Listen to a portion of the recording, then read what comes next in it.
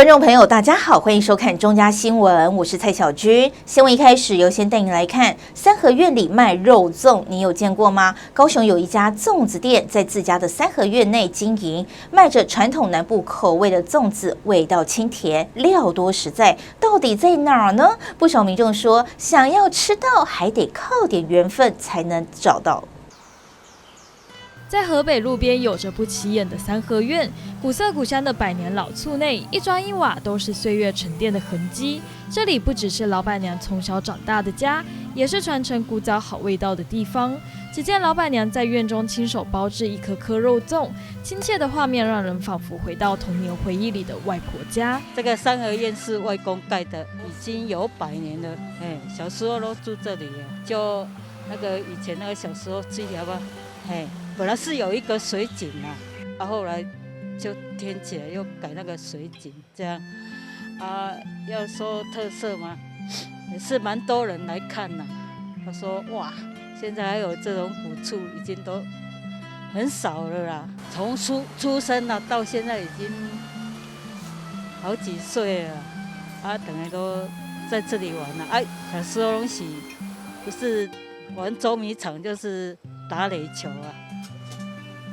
掀开锅盖，米香混合着粽叶清香扑鼻而来。刚煮好的肉粽不止味道诱人，分量也不容小觑。咸蛋黄香菇肉粽料多实在，让人每一口都能吃到馅料。就连另一款栗子花生粽，除了满满花生颗粒以外，还包着2颗清甜栗子。我哥哥啊，他一直鼓励叫我卖，本来我是没做啊，他说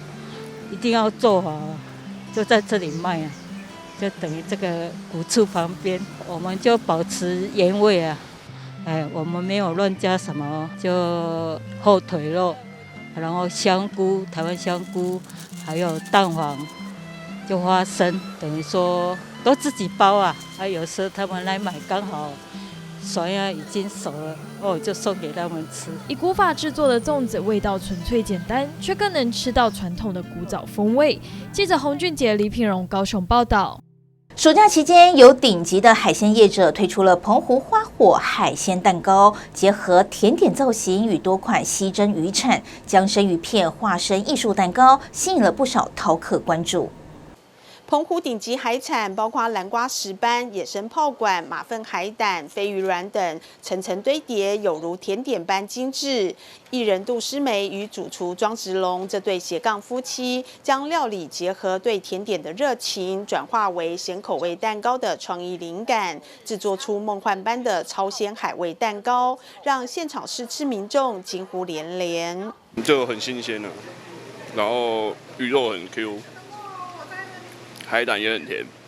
我觉得那个海胆真的非常浓郁鲜甜，就是好像真的不用在日本，在光是吃这个澎湖就可以感觉到那种吃起来很幸福的感觉。那我使用最特别的就是蓝瓜石斑，就是这几年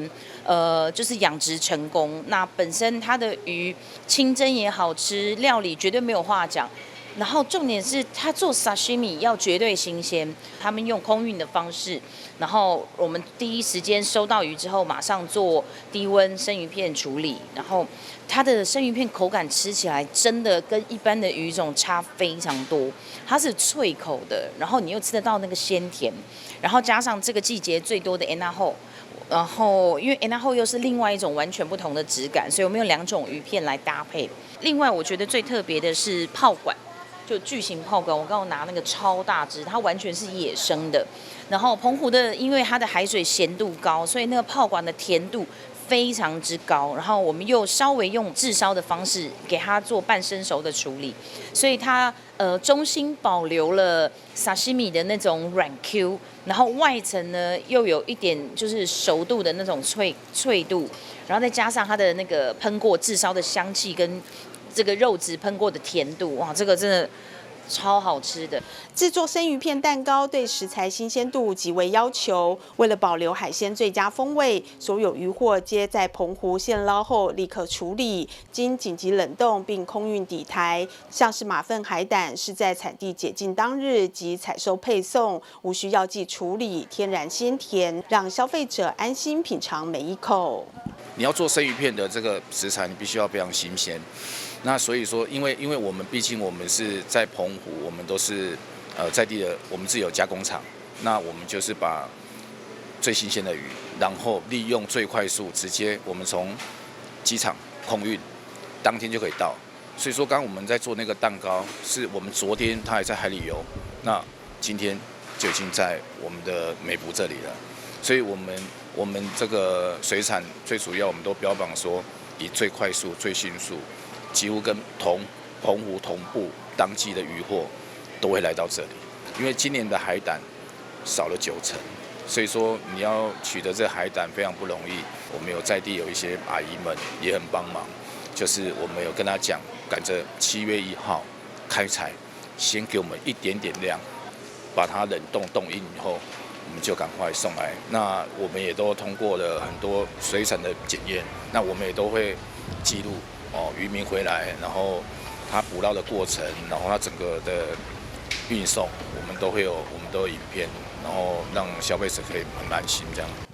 澎湖花火海鲜蛋糕不止外形吸睛，更以食材诚意圈粉饕客。无论是炙烧炮管的香气、海葡萄的咸香脆感，还是飞鱼卵与海胆的惊喜层次，都展现出澎湖渔产的极致美味。业者表示，未来将持续将更多澎湖高级渔货带进本岛，让民众在台湾也能轻松享受顶级海鲜的美味与感动。记者林喜慧台北报道。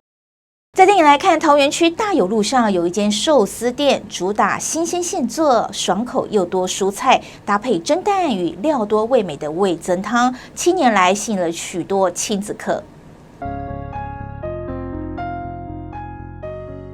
陆续铺上起司、火腿、小黄瓜后，老板娘熟练把所有料卷起来，切块装盒，1分钟不到，营养满分的寿司就大功告成了。这里是位在桃园区大有路上的一间寿司店，老板娘当年为了接送女儿们上下学，用女人爱吃的寿司手艺创了业，主打新鲜现做有营养，搭配蒸蛋和料多味美的味噌汤，一餐吃下来，平价有饱足感的清爽好滋味，让客人大赞并频频回访。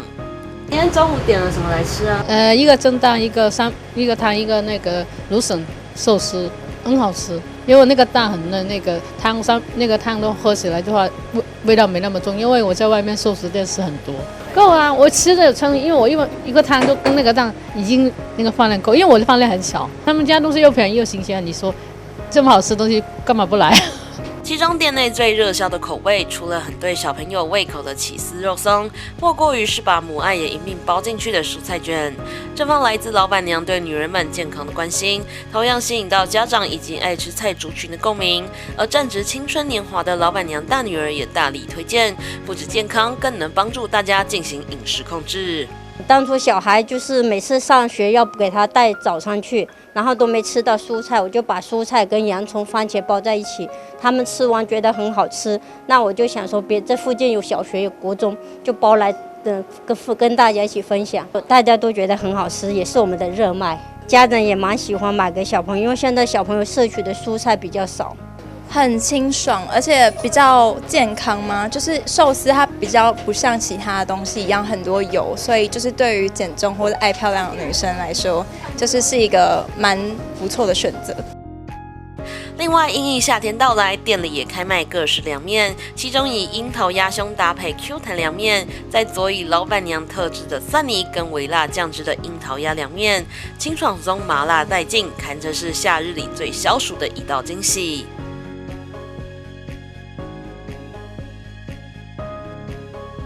而店内柱子上密密麻麻的贴纸，不仅让人叹为观止，也反映7年来寿司店的好人缘。由于亲子客多，老板娘也自备贴纸和糖果分送给孩子们。多年来也见证许多小朋友们陆续升上国高中，让店里总是洋溢温馨欢笑声。那每小朋友来，我都会分享他们贴纸，还有糖果给他们吃，因为小朋友就喜欢我吃这个 BB 糖，又会吹口哨又可以玩，然后贴纸就贴得我墙壁到处都是。就这样子，觉得大家都就贴起来很温馨。对呀、有些从小学就现在已经读国中，有高中的了，有国中的都变大学生了，然后都会跑来这边拿糖果吃，就变得像亲人一样。自己本身就蛮喜欢吃寿司，然后学生时期的时候带这个去学校比较方便，就是也不会弄得到处都是，就是可能一边温书，然后旁边就是会有寿司可以一口吃，这样也蛮方便。就会觉得在读书的过程中，家人在旁边协助我，只是用不同的方式的感觉。尽管获得顾客爱戴，但大女儿也不舍老板娘每天早上4点起床备料，晚上7点才打烊回家的行程。而老板娘则是希望女儿们能够开心成长，并勇于追梦。我觉得辛苦了妈妈，就是妈妈每天早上都很早起床，然后很晚收摊，就是一天可能睡眠的时间很少。就是我知道大家都是一个回忆啦，但希望妈妈以后会比较多的时间可以休息。有时候放假的时候会回来帮忙，不然就希望他们往自己的梦想前进。由于正好在令和元年开业，老板娘便以此帮店里命名。每当看到灯笼高高挂起，就是营业的时候，让这份对孩子的母爱从家庭餐桌延伸至街坊巷弄，成就一间美味的寿司店。记者林同报道。接下来要带你来看台南长荣酒店携手台中蝉联5届米其林必比登推荐的沁园春餐厅，推出了美味长庆10亿无界的料理交流活动。整个暑假，饕客们可以在台南长园中餐厅及沁园春餐厅品尝到飘香76年的道地杭帮菜，体验跨越地域与菜系界限的美食飨宴。来自台中已经蝉联5届米其林必比登推荐的餐厅沁园春，这回精选葱告鲫鱼、外婆红烧肉以及花椒芽白炖鸡汤等6道料理，将江浙菜的诠释以及上海菜的特色表露无遗，希望和台南乡亲分享他们70年的匠心手艺。至于迈入21年的台糖长荣酒店，这次选择和沁园春的美食交流所推出的柠檬雪花牛、丽蓉香酥鸭以及牛三宝等6道经典菜色，更是一道一道港式和台菜的精湛厨艺。江浙菜的口味会略带甜，刚好也符合我们台南的口味，所以呢，我们特别去邀请沁园春的主厨来我们台糖长荣酒店这边学习，我们互相交流，我们教他们5道菜，他们教我们5道菜。那我们希望借由厨艺的交流，也串起城市的交流，让台南的乡亲来我们台南长荣酒店，就可以直接享用到台中沁园春的美食。台南是一个非常令人尊敬的城市，也是美食的发源地，所以我们很高兴能来这里跟长荣、长园来学习厨艺方面的交流。我想，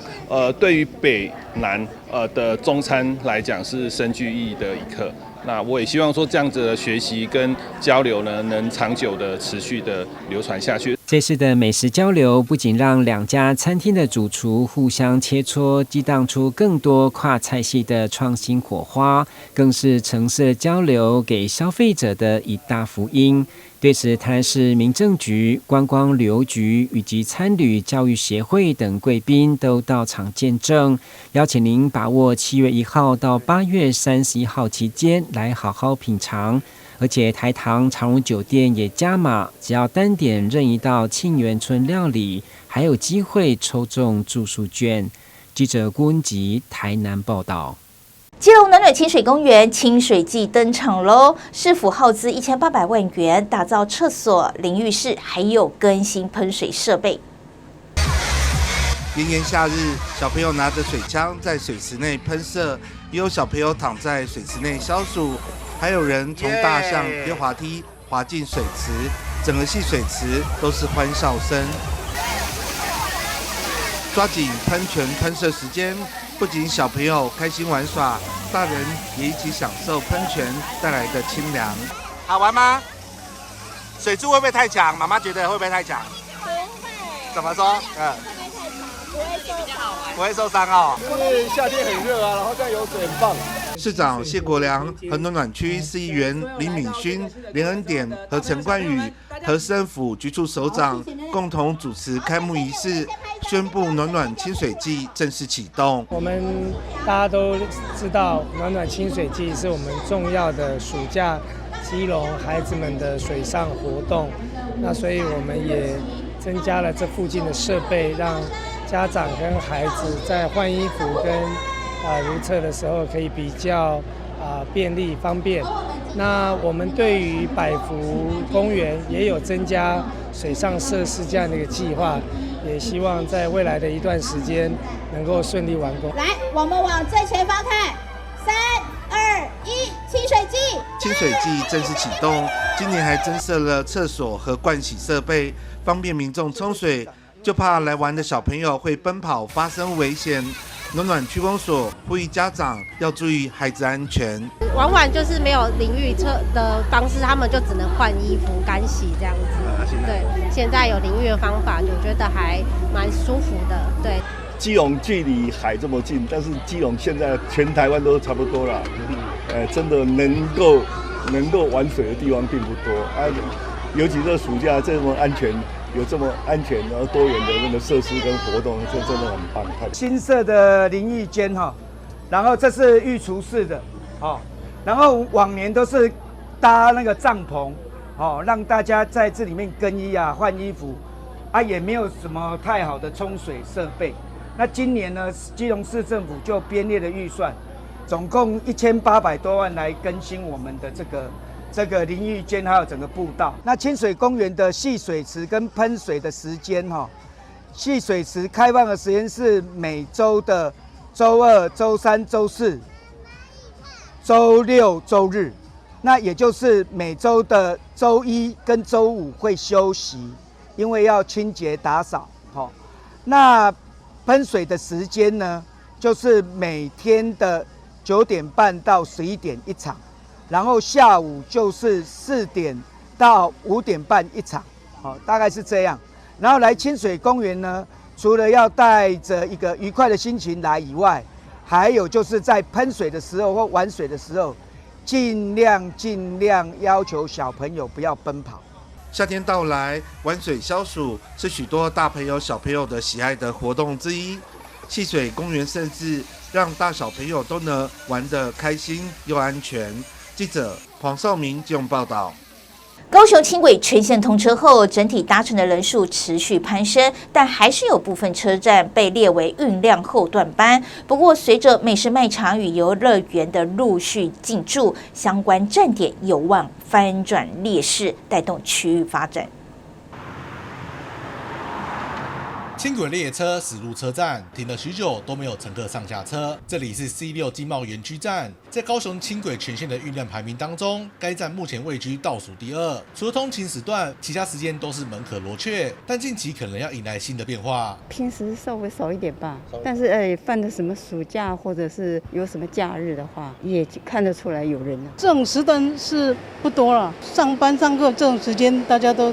在公司嘛。目前轻轨全线的运量持续上升当中，但有几站运量后段班的站点，上半年平均每日运量都只有300多人次。除了 C6 以外 ，C19 马卡道以及 C35 凯旋武昌也有一样的状况，旅客使用率都偏低。目前轻轨运量比较低的，就像是我们的经贸园区、马卡道、凯旋中华这几站，就是我们现在目前大家比较少上下车的一个车站。它的前后站都是运量比较高的一些车站，大家可能都下车了。像是我们在梦时代站这边，其实是我们运量前2的一个车站。那在这些比较运量少的地方呢，可能刚好他们前面都是一些比较知名的建筑物或场馆，然后它的这个地方刚好就是一个大马路上面，比较没有让大家可以驻足停留的一个地方。但近期后段班可能要迎来大风吹，未来将有美食卖场搬迁到 C6 站点附近，有望引入大量人潮。C35 旁边的台铁高雄机场也正在进行改造成游乐园场域，预计今年底完工，农历年前正式营运。其实如果有新的一些场馆或者是游乐场域进驻到我们的轻轨的周遭的话，其实我们都是乐观其成的。因为这样子的话呢，其实就像是梦时代站一样它其实就是因为有梦时代，所以这样子的一个很大型的场域在旁边，所以才让大家都会搭乘轻轨抵达这个地方。所以我们其实是还蛮乐观的，希望说这些场域之后未来建制好了开放之后，我们的轻轨的运量呢在这些站呢也会随之提升。在地期待透过大型建设以及转乘便利性，改善轻轨冷门站点的运量问题，让公共运输成为串联城市生活的重要节点。未来能否成功翻转后段班的印象，还有待后续观察。记者孙军高雄报道。接下来要带你来看永和最期待的年度艺文盛事“仲夏夜之梦”系列活动，将在永和仁爱公园热闹登场哦。7月12号起，连续多周推出了多场精彩的表演、亲子互动、市集体验等艺文活动，晚上也有哦。邀请市民朋友一起走出户外，共享夏日时光。为了迎接这个炎热的夏天，新北市永和区公所特别在永和仁爱公园举办永和仲夏夜之梦系列活动，从7月12日礼拜六下午3点开始，现场融合了创意市集、儿童水乐园、亲子互动手作 DIY、复古童玩、胖卡餐车、美食飨宴等多元主题。晚间则有隽永老歌、世界音乐、儿童剧场和经典民歌。公所齐心邀请民众一起来参加这场属于永和的仲夏盛宴。我们今年的卡司非常的强。都是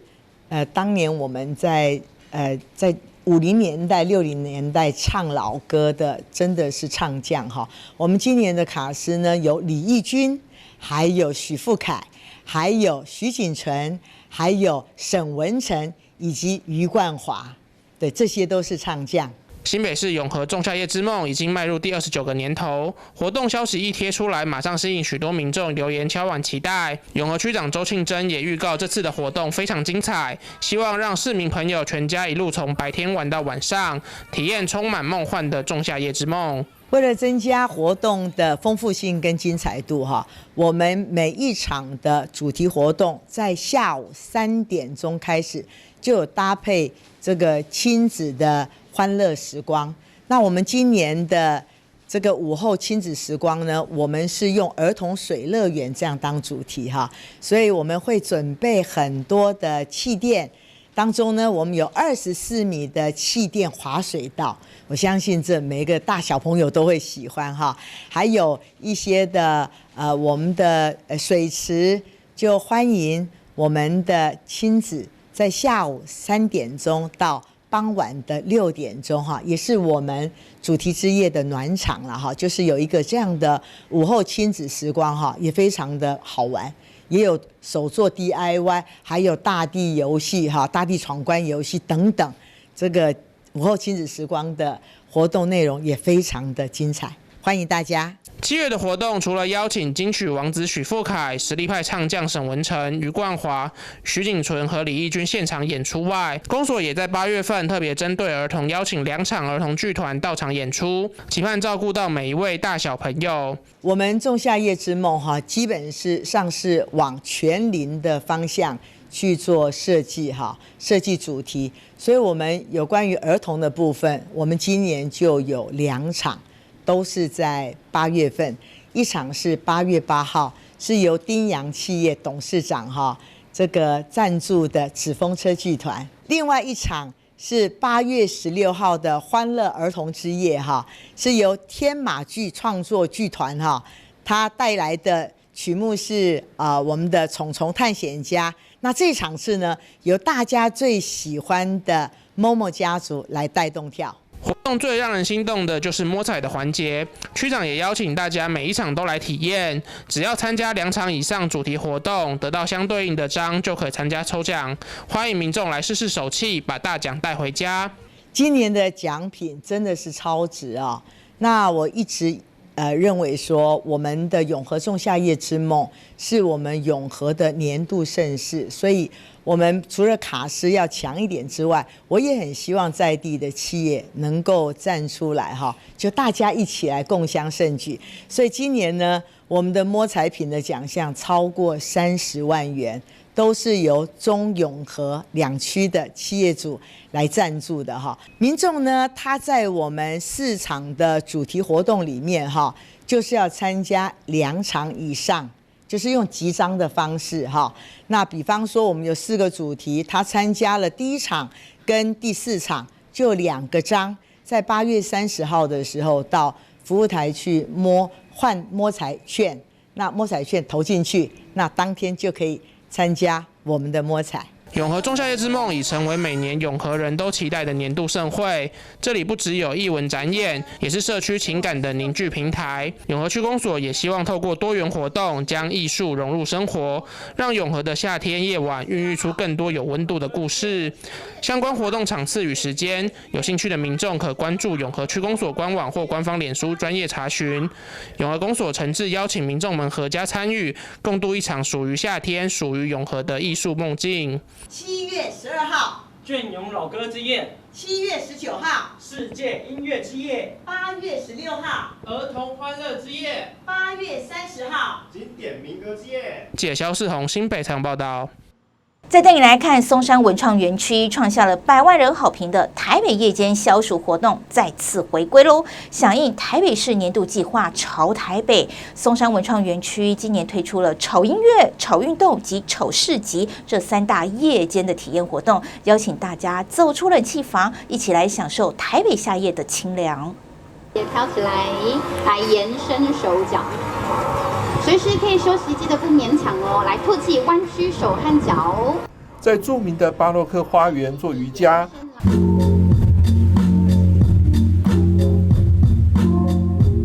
还是跟着现场 DJ 带来的美妙音乐一起摇摆，又或者是逛逛期间限定的市集，品尝创意餐饮、凉感美食，或玩玩拍贴机。这是松山文创园区夏日松一下3大主题夜间活动。台北市副市长林奕华表示，松山文创园区串联带来体育及演唱会经济蓬勃发展的台北大巨蛋与即将开幕的国家铁道博物馆，希望透过夏日松一下夜间活动，让民众欣赏古迹夜间之美，感受不一样的松烟。就代表呢，这边我们要打造就是一个很属于台北的一个 feel 的一个场域。那所以呢，在夏天我们这个连续10周的松一下，也让大家感受到古迹在夜间之美，感受不一样的松烟。那配合我们这次有各种的草我觉得你们也真有创意，连潮台北都会想炒台北，而且这个炒还是那个。这个就代表，因为为什么我们这边要用这个炒？因为其实松烟就不断的在炒各种的创意啊，所以呢，就是要炒出各种不同的菜出来，让大家来品味、来感受。曾经参与推动松山鸢场转型为松山文创园区的新任总监赵川林也进一步说明，从7月6号起到9月第1周，连续10周的3大主题活动。邀请民众一起来体验台北沁凉夏夜。因为呢，今年台北市即将要有第1届的 Trendy 台北潮台北，我们呢要告诉大家说，潮流也可以用炒出来，所以呢，我们一起在这边呢可以炒音乐。我们有国际的，像台北国际音乐的这个音乐活动，像爵士乐，像是我们的 J-Pop 的 DJ， 然后或者是我们的这个合唱表演，捷克跟台湾的4重奏的合作演出等等，一起都会在这边做发生。然后另外呢，在运动的部分呢，大家可以想象夜晚在松烟星空底下做瑜伽吗？我们接下来呢就会有这样的运动的形式，我们有颂钵，有瑜伽，然后有这个一边喝着啤酒一边做瑜伽这样子的这种有趣的活动哦。不过注意要年满18岁啦。对，这样的活动让大家可以理解到说，音乐可以跟空间去展开不同的想法。另外呢，最后呢，我们还有市集活动。我们这次跟有趣市集合作，在每个周末呢，我们都有这个沁凉市集，让大家吃得开心，喝得开心。赵川林补充表示，松山文创园区也与邻近台北大巨蛋松烟成品与远东 Garden City 串联合作，提供多项折扣或消费优惠，希望带给民众满满福利。这次回归其实最感动的就是松烟从原本只有1个入口变成了有12个入口的地方。那我们的周边呢也有不同的商业形态，也有不同的好邻居都回来了。所以呢，我们跟我们的好邻居呢，其实也可以在这个夏日松一下当中也做串联，包含我们跟这个 Garden City、跟松烟成品、跟大巨蛋的活动等等，我们都做了一些都是不同的串联的形式，希望呢说邻居越多，大家福利就越多。活动期间，园区也打造各式拍照装置，欢迎民众前来探索松烟，穿梭古迹的每个角落，体验松烟潮台北带来的各种惊奇，感受台北潮流夜生活。松烟潮台北。记者张启腾台北报道。台南左镇化石园区今年暑假推出远古爬爬走，带你爬进未知的左镇特展，规划了7大单元，集结来自国内外100多件珍贵的标本，其中台湾特有种台湾丰裕鸡鳄化石首度曝光。长达7公尺的台湾丰裕鸡鳄骨架模型看起来相当霸气，是目前发现全世界体型最大的鳄鱼，台湾最大的爬虫类，不仅是台南独有、世界罕见，还是首次曝光。大家从来不会想象过，在台湾竟然有这么大型的有爬虫类，那所以而且人来达到7公尺，而且是在那个时候全世界最大型的爬虫类，所以这是让我们非常兴奋的一个大发现。所以我们主要这一次的展览就是由这个丰裕鸡鳄来带领，让大家看整个爬虫类的一个演化跟其故事这样。左镇化石园区推出远古爬爬走特展，串联日本、德国、美国等世界级博物馆，借展超过100件首次来台亮相的化石与标本，让左镇瞬间变身成国际级古生物探索基地，知识含金量超高。很好玩，嘴巴有点像三角形，然后前面有点平平的，然后这种的感觉。那相信会有除了科学的知识以外，它也能够为我们的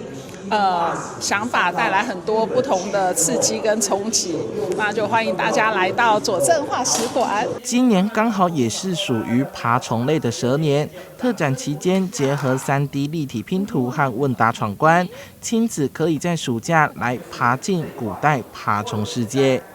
记者收怀谈的报道。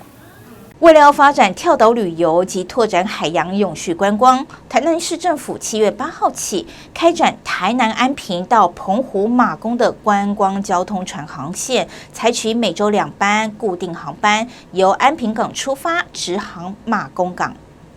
台南到澎湖航线除了坐飞机，过去安平到马公观光交通船，因为风浪关系，1年只营运2-3个月。为迎接暑假旅游旺季与发展跳岛旅游游程，市府观光旅游局积极与航港局和船运公司协调，总算促成每周2班固定航班，将于7月份起航。日前在市府举行起航活动宣传记者会。每次的机位大概只有50几个，我们这次船运大概有149个，就几乎是3倍大。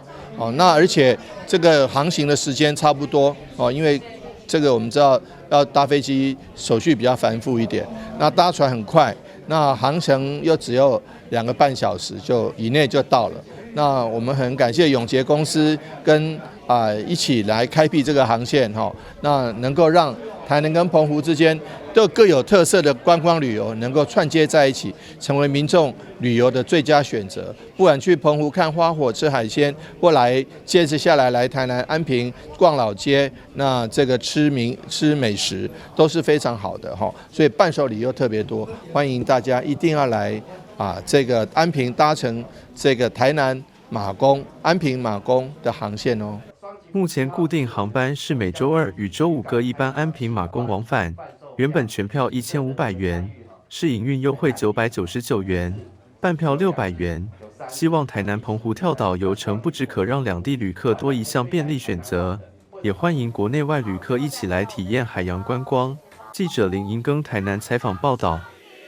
交通部观光署携手台铁与日本京急电铁合作，把在日本大受欢迎的彩绘列车 BBBB 台湾号原汁原味的复刻到台湾来，7月4号正式起航。火车缓缓驶入月台，车身还印有台湾字样的图案。交通部观光署携手台铁跟日本京急电铁合作，将在日本大受欢迎的彩绘列车 BBBB 台湾号原汁原味复刻到台湾来，在4号正式起航。列车将会从树林一路到苏澳，可以透过列车一览东北角之美，希望借此带动旅客体验东北角观光商圈跟人文风光。这次的亮点就是因为 BBB 台湾号在日本非常的风行，然后日本人非常的喜欢这样的一个火车列车的部分，所以那我们署长许了一个愿，希望能够在台湾这边也可以有这个轨道在台湾做运行，所以这个是原汁原味从日本的那个荆棘列车的部分，把台湾的元素茶叶、凤梨跟兰花，把它整个彩绘到我们的列车上。那这条列车目前会行驶从树林火车站一直到苏澳。所以它是整个涵盖整个大东北角的区域。那借此我们也来行销我们东北角的观光发展的部分。因为其实我们本来是预计到9月30号，那今天署长跟董事长他们有一个默契，觉得这样太可惜了，所以董事长也承诺说，我们就是延长到6个月。BBBB 台湾号在列车展示了茶叶、兰花跟凤梨等台湾代表性物产，凸显台湾是水果王国、兰花王国。彩绘的台湾元素布满在车体外观、车厢内部吊牌跟车门两侧及窗户上方等处。列车将会在东北角通行。观光署长也细数东北角的风景区景点。那东北角应该也算是我很常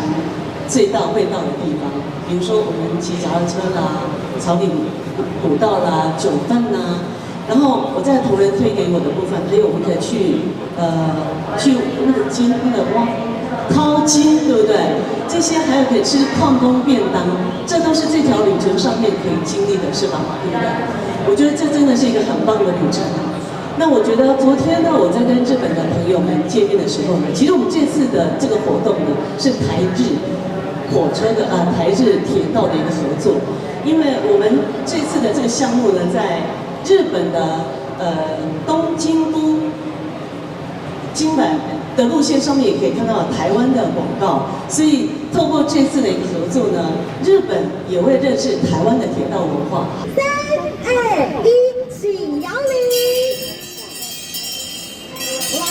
BBBB 台湾号首航，吸引不少铁道迷搭乘跟拍照留念。风管处表示，配合 BBBB 台湾号开行，东北角观光圈也有精彩活动，包含8番坑茶坊带领9份小旅行，体验淘金沙，享用在地的矿工便当，亲手制作芋圆，深度探访9份等在地故事，还有福隆国际沙雕艺术季、东北角自行车游程，欢迎民众一起来搭乘别具特色的彩绘列车畅游东北角。这有赖伟一新的报道。基隆和平岛地质公园进入观光旺季，推出期间限定的岛昼会游程，带领游客晚上夜访潮间带，凌晨到阿拉堡湾观赏日出。和平岛公园表示，夏季最受欢迎的岛昼会行程开始推动中。这个活动让民众可以深度体验基隆和平岛地质公园的魅力，日夜各有特色，具有国际级水准，绝对是夏日基隆的 VIP 必游行程。好，岛昼会的话，它是一个24小时不断电的一个行程。那是在我们和平岛地质公园呢，非常特别好玩，而且又有趣的一个活动。原因是因为它从日出到黑夜，所以你可以在小岛里面呢，欣赏到日出的美景之外呢，还可以看到我们晚上的风景跟星星，然后是非常特别的。那它这个24小时的行程里面呢，它除了有岩石地景导览之外呢，然后还会带着大家呢前进潮间带，然后看海洋生物。完了之后呢，我们还结合在地的美食，有我们基隆的在地团队，然后所规划的一个非常好吃跟很美味的一个晚餐的一个享宴。然后享宴完了之后呢，我们就可以欣赏我们岛昼会和平岛地质公园的美丽的风景。然后到隔天早上呢，我们就会出发一起前往看那个世界秘境阿拉堡湾，然后看日出。然后在日出的同时呢，我们也会一起弯下腰，然后做净滩的这个动作。所以除了环境教育里面包含在里面之外呢，有非常多可以让你们享用和平岛的风景，然后到吃的住的，我们全部呢都包含在里面。然后是我们夏季非常特别的一个活动。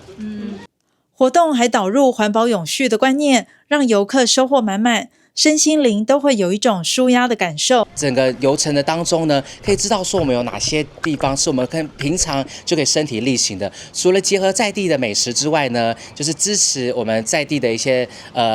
美食的团队。然后第二个事情就是我们的餐点跟我们整日的规划呢，都是尽量就是没有使用那个一次性的塑胶的，所以是对我们的日常的环保跟理念呢是非常好的。我们最重要的是呢，早上日出4点的时候就会叫他起床，我们就一起前进我们的世界秘境阿拉堡湾。除了看世界秘境美丽的日出之外呢，我们还会带着大家呢，就是做净滩的动作，让大家就身体力行，了解就是永续跟环保这件事情。和平岛地质公园表示，这个24小时不断电的岛昼会一日岛民体验活动，相当适合喜欢亲近海洋的亲子家庭或是社团好友一起来报名，体验基隆的山海魅力，深度看见不一样的基隆和平岛公园。记者黄日升、陈淑平基隆报道。高雄航空旅运逐渐恢复，今年更加码增设新航线。立委许智杰也表示，将会积极争取为高雄带来更加丰富的航空路线。暑假到来，高雄机场内挤满出国以及来台游玩的旅客。高雄航空旅运已逼近疫情前水准。据统计，1到5月国际线客运量约225万人次，恢复至疫情前同期的91%。而透过许智杰等委员争取，各式航线也将有机会进驻高雄。我们不断的为高雄争取新的航点航班啊，所以呢，今天也特地请部长南下啊，然后一起来参加这个高雄济州首航仪式。那下个月还有仙台，那后续陆陆续续我们高雄还有更多的首航仪式，我们一一再来努力。那尤其是明年初就是星宇航空就可以在高雄起飞1架次，甚至我们会努力到3架次，继续努力让高雄有更多的航空公司、更多的航点、更多的航班，让高雄人出国旅游更丰富，也欢迎全世界的人到高雄来玩。立委许智杰会同李坤哲、邱志伟2位委员及交通部长陈世凯等南下高雄视察，到航厦内了解星宇航空贵宾室进度，并就高雄机场等规划与地方议员进行讨论。那所以我也提醒说，除了24小时的机场去增加游客，这个我们出去跟别人进来的这个班机的次数、航班航点之外，其实我们国内的观光整合也非常的重要，这些都是环环相扣。未来我们的大型航班，尤其是比较就是非载体的一些客机那可不可以在高雄多开一些？我觉得这个是民航局必须要帮我们的高雄乡亲来想办法的。高雄机场新建航厦仍旧在施工阶段，会议中也提出多项构想，交通部长也表示会审慎评估。记者陈怡轩高雄报道。因应台积电 P3、P4 建厂需要加设高压输电管线，高雄市交通局要求承包商要做好交维管控，提醒用路人寻求替代道路来因应。原本填平的中华地下道再度被打开，工人则是赶工挖掘台积电高压电缆所需要的管线线路，一旁则是有专用管线套与水泥保护住。为了提供台积电 P3、P4 厂所需要的高压电力，从石泉一路开始到翠华路，多个路段将封闭一线快车道，施工到明年3月。中华2路、石泉路到同盟路之间，然后还有中华1路，就是国贸市场到明诚中学，那还有我们翠华路，就是国道10号的末端到物传馆之间，那都是南下的内侧车道，会做一个施工的交围，那外侧的车道还有慢车道是不受影响，那北上的车道也不受影响。未来9个月，部分翠华路与中华1、2路都会有快车道封闭的情形，尤其是国贸市场一直到明诚中学封闭一线道，后端中华1路汽车就得走进慢车道，用路人都已经明显感受到交通冲击。因为国道10号下来的交流量其实也很大，对，所以就像说的，现在的车几乎整个就是从汽车道又挤到机车道，那本来的机车道就已经很小，要直接转弯。那又因为这样的工程导致整个我觉得这边就是到上下课或者是交通整个交通就大打结。当然一定会影响到尤其是上下班的时间下班的时候特别拥塞。我们会要求台电他们现场的有一些义交的指挥人员，就是在上游或是在加强他们的一些疏导的作用。那也建议民众你如果没有非必要一定要经过这条路，其实也可以改换其他的替代道路去行经。工程进行挖掘时，周边居民都能感受到明显震动，希望工程单位能先行告知。嘈杂，包含大型车，甚至有时候晚上我们这边在晚上的时候，这边都还有大型夜间的重机具在这边进行，对，所以就觉得这边是有一点困扰，还是会希望说，就是在做的时候，跟大家会有一个沟通或说明这样子。未来中华1路将进入短暂的交通黑暗期，民众得多留意交通时间。是没有关系台湾的经济就靠它了。记者吴佩珊高雄报道。台南市警察局数位鉴识实验室通过全国认证基金会的认证，授证典礼上，市府秘书长殷世熙主持授证仪式，展现台南市重视专业、品质及提升科技量能的决心。科技日新月异，数位证据已成为法庭攻防焦点。为提升警方科技侦查量能，台南市展现重视专业、品质及提升科技量能决心。自112年核定推动为期3年的数位鉴识实验室认证暨科侦人才培训计划，在中央提升科技侦查政策方针指导下，推动数位鉴识实验室，并建置多种科技侦查利器，让隐藏的犯罪无所遁形。这是我们主要2台 Autel 的无人机。那左边的部分可以看到，它是有6K 高清的影像。那我们同时有6K 高清影像，以及右边的热显像的镜头。因为夜间我们可能高清在夜间也没办法看到什么画面，那我们就是透过热能的反射去看到，达到这些可以看到有冷的部分这样子。这个部分就是我们的法拉第箱。那这个的用途在于说，当我们今天拿到了数位证物是没办法开飞航，没办法关 WiFi 阻绝网路的时候，可能犯嫌会透过远端达到重置证物的那个作用。那这时候我们就会把证物放进法拉第箱内，就如同这个箱子所见。那只要关下来，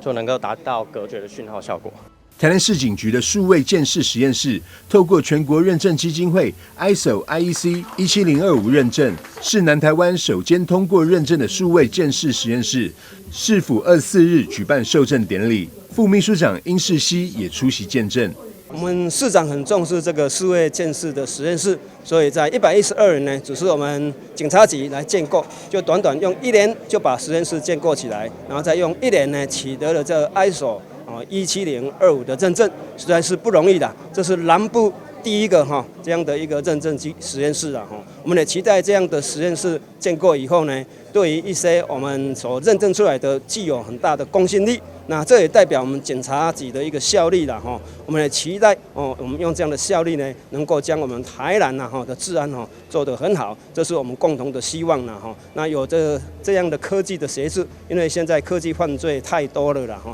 所以我们检察局的同仁也必须要用这样的一个科技的一个帮助了哈，让我们的压力减轻最低。那实验室所认证出来的也具有公信力，那这样呢，将来到了法院，这样的证据力也才足够了哈。我们很期待，这样的台南市政府的这样的一个推动之下，也能够带动南部地区的相关检证单位也可以建构这样的实验室。市府将持续以实际行动支持警察局提升科技侦查量能。今年度已再核定推动115年至117年精进警察科技侦查设备及人才培训计划，目标要将台南打造成为最宜居、最安全的城市。台南新闻张硕维采访报道。不是医师也能救人一命哦！奇美医院响应全国器官捐赠宣导周，特别举办多场活动，呼吁民众主动记住器官捐赠意愿，让大爱不再等待，让希望不再遗失。乌族社区长辈们活力十足地跳着舞，6年来持续参与艺术课程，在这天终于毕业了。成果展作品以庙宇为主轴，用潘丽水画的门神延伸做成小玩偶，还有以舞蹈姿势做成一对一对的水狗牛仔与黑狗熊。人大汉了，人较侪岁了，拢多多少少会小可记忆较无好啦吼。啊，透过这个课程吼，咱会让互伊较延缓伊的视忆。是自然呢。奇美医院积极响应高龄社会挑战，推动台南市失智友善社区行动。除了让长辈从健康促进到社会参与，更透过艺术课程，邀请失智长者共同创作，实践失智者也是创作者的理念。那我们失智的长辈，其实他们就是对于这种艺术的导入，其实让他们是非常有就是融入他们的兴趣，融入他们的文化。那我们希望从一个失智症的长辈，从一个被照顾者的角色，让他变成是一个记忆的一个传承者。每一个失智者伊每一天的心情，有当时伊所想的、所看到无同款吼，所以用色吼嘛会无同款吼，所以讲伊逐天伊每一处的作品吼，老实讲吼，拢是非常的生动吼。展场一件件的作品都能看到长辈生活记忆的创作展现。奇美医院透过艺术、人文与健康结合，活络失智友善社区照护资源，未来将进一步拓展至仁德区，真正落实在地老化。记者是怀谈的报道。以上就这周的中嘉新闻，感谢您的收看，我是蔡小君，祝您一切平安，我们再会。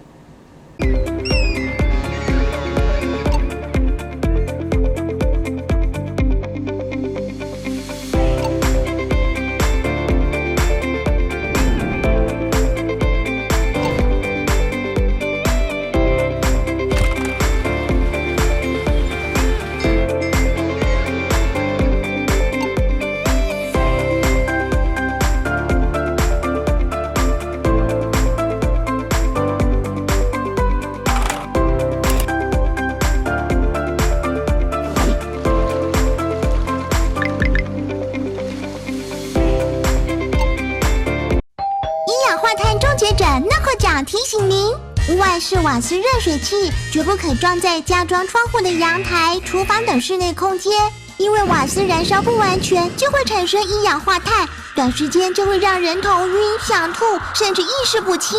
想保命，跟我这样做：一、热水器迁移至屋外；二、更换成强制排气式热水器；三、改用电热水器。诺克奖祝福您，洗澡通风保安康。酒驾罚很大。